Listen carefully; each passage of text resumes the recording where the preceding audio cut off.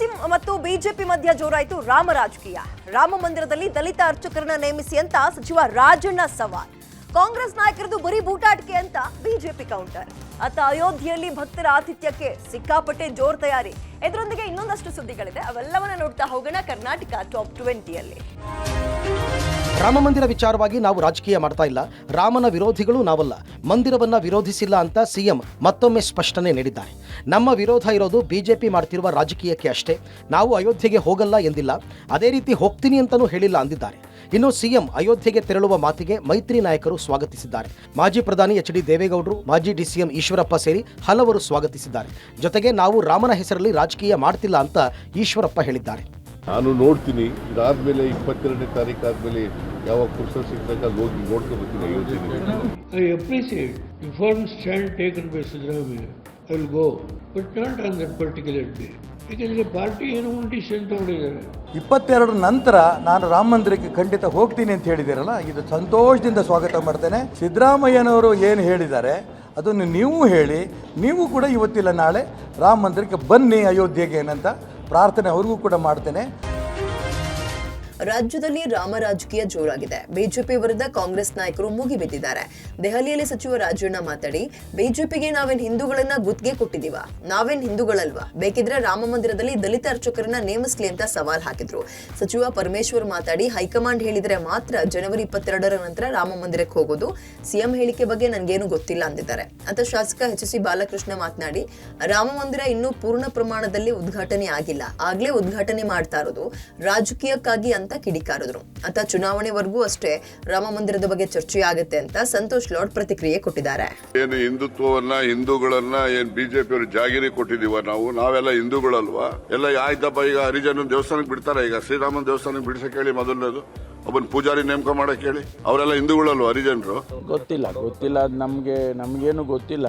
ಹೈಕಮಾಂಡ್ನವ್ರಿಗಾಗಲೇ ಸ್ಪಷ್ಟಪಡಿಸಿದ್ದಾರೆ, ನಾವು ಆ ಕಾರ್ಯಕ್ರಮಕ್ಕೆ ಹೋಗೋದಿಲ್ಲ ಅಂತ ಹೇಳಿ ಸ್ಪಷ್ಟಪಡಿಸಿದ್ದಾರೆ. ಆನಂತರ ಏನಾದರೂ ಹೋಗಬೇಕು ಅಥವಾ ಹೋಗ್ತೀವಿ ಅನ್ನೋದೇನಾದರೂ ತೀರ್ಮಾನ ಮಾಡಿದರೆ ಹೋಗ್ತೀವಿ. ಚುನಾವಣೆ ದೃಷ್ಟಿಯಿಂದ ಹೊರಗಡೆ ಬಂದು ಅದನ್ನು ಉದ್ಘಾಟನೆ ಮಾಡಿದ್ರೆ ಎಲ್ಲರೂ ಕೂಡ ಸ್ವಾಗತಿಸ್ತಾರೆ, ಎಲ್ಲರೂ ಕೂಡ ಭಾಗವಹಿಸ್ತಾರೆ.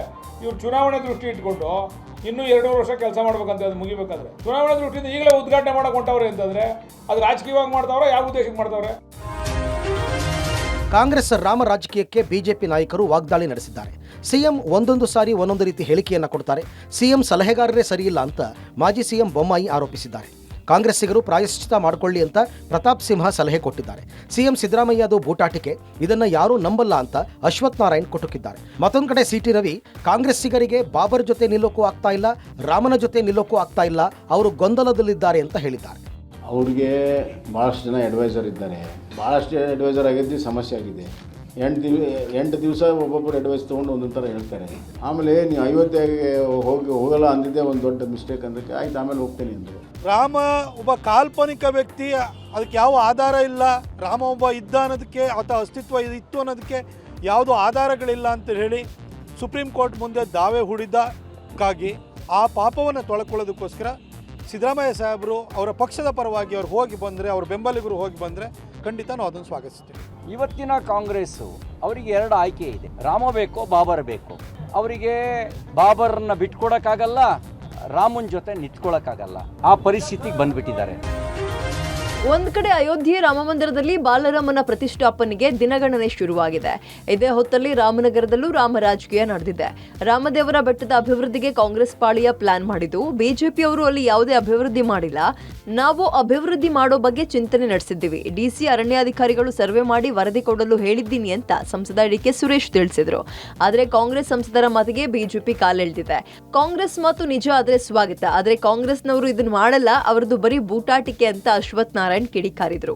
ಜಿಲ್ಲಾಧಿಕಾರಿಗಳು ಮತ್ತು ಅರಣ್ಯ ಇಲಾಖೆಯವರು ಜಂಟಿ ಸಮೀಕ್ಷೆ ಸರ್ವೆ ಮಾಡಿ ಸಂಪೂರ್ಣವಾಗಿ ವರದಿಯನ್ನು ಕೊಟ್ಟ ನಂತರ ಆ ರಾಮದೇವರ ಬೆಟ್ಟನ ಯಾವ ರೀತಿ ಅಭಿವೃದ್ಧಿ ಪಡಿಸಬೇಕು ಅನ್ನೋದನ್ನು ಚರ್ಚೆ ಮಾಡ್ತೀವಿ. ರಾಮನಗರದಲ್ಲಿ ರಾಮದೇವರ ಬೆಟ್ಟದಲ್ಲಿ ದಕ್ಷಿಣ ಭಾರತದ ಅಯೋಧ್ಯೆಯನ್ನು ನಿರ್ಮಾಣ ಮಾಡ್ತೀವಿ ಅಂತ ಹೇಳಿದ್ದಾರೆ.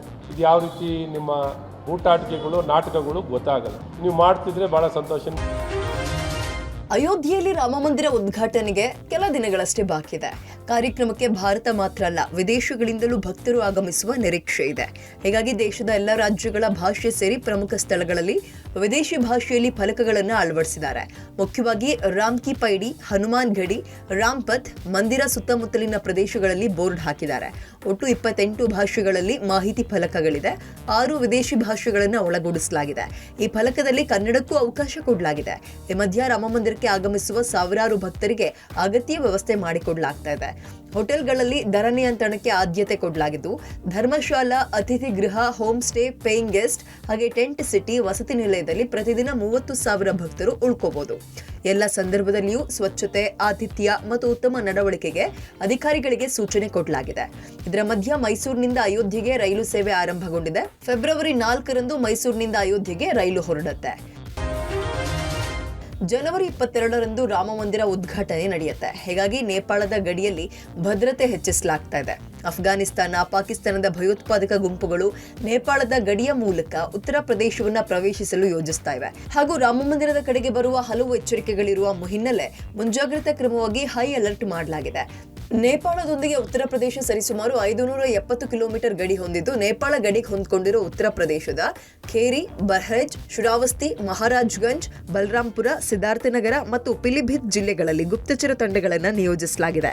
ನಗರದ ಇತರ ಭಾಗದಲ್ಲಿ 10,000ಕ್ಕೂ ಹೆಚ್ಚು ಸಿಸಿಟಿವಿ ಕ್ಯಾಮೆರಾಗಳನ್ನು ಅಳವಡಿಸಲಾಗಿದ್ದು, ಆಯ್ದ ಸ್ಥಳಗಳಲ್ಲಿ ಅಳವಡಿಸಲಾಗಿರುವ ಕ್ಯಾಮೆರಾಗಳನ್ನು ಕೃತಕ ಬುದ್ಧಿಮತ್ತೆ ತಂತ್ರಜ್ಞಾನಕ್ಕೆ ಜೋಡಿಸಲಾಗಿದೆ.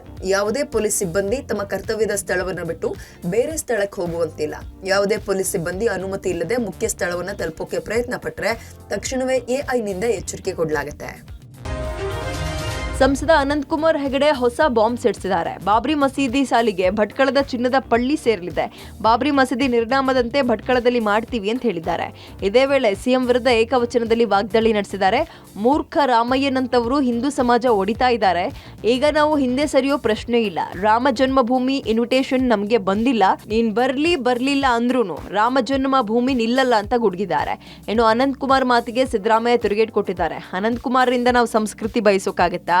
ಅವರನ್ನ ಸುಸಂಸ್ಕೃತರು ಅಂತ ಹೇಳಕ್ಕಾಗತ್ತಾ? ಅವ್ರ ಭಾಷೆ ಬಳಕೆ, ಅವರು ಇಂಥವೇ ಮಾತಾಡೋದು. ಅವ್ರು ರಾಜಕೀಯವಾಗಿ ಅಶ್ಲೀಲ ಪದಗಳನ್ನು ಬಳಸಿದ್ರೆ ಅವರ ಘನತೆಗೆ ಕುಂದು ಬರುತ್ತೆ ವಿನಃ ನಮ್ಗೇನಾಗಲ್ಲ ಅಂತ ಕೌಂಟರ್ ಕೊಟ್ಟಿದ್ದಾರೆ. ಈ ಕಾಂಗ್ರೆಸ್ ನಮ್ಮ ವಿರೋಧ ಅಲ್ಲೇ ಅಲ್ಲ, ಅದು ರಾಜಕಾರಣಕ್ಕೋಸ್ಕರ ಅದು ಇದು ಒದರಾಡ್ತಾ ಇರ್ತಕ್ಕಂಥದ್ದು. ನಮ್ಮ ವಿರೋಧಿ ಸಿದ್ದರಾಮಯ್ಯ, ಕಾಂಗ್ರೆಸ್ ಅಲ್ಲ. ಯಾಕೆಂದ್ರೆ ಆ ಗತಿಗೆಟ್ಟ ಮಾನಸಿಕತೆ ಏನಿದೆ, ಹರಾಜಾಗಿ ಹೋಗಿರ್ತಕ್ಕಂಥ ಅಲ್ಪಸಂಖ್ಯಾತರ ಓಟಿಗೆ ಹರಾಜಾಗಿ ಹೋಗಿರ್ತಕ್ಕಂಥ ಮಾನಸಿಕತೆ ಏನಿದೆ, ಅದು ನಮ್ಮ ವಿರೋಧ.